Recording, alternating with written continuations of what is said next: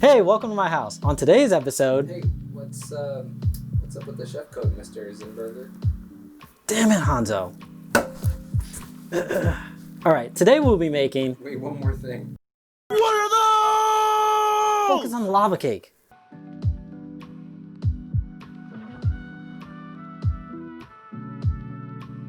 For this hazelnut lava cake, you will need butter, all-purpose flour, brown sugar, Ferrero Rocher, vanilla, Nutella, 2 eggs, and a pinch of salt.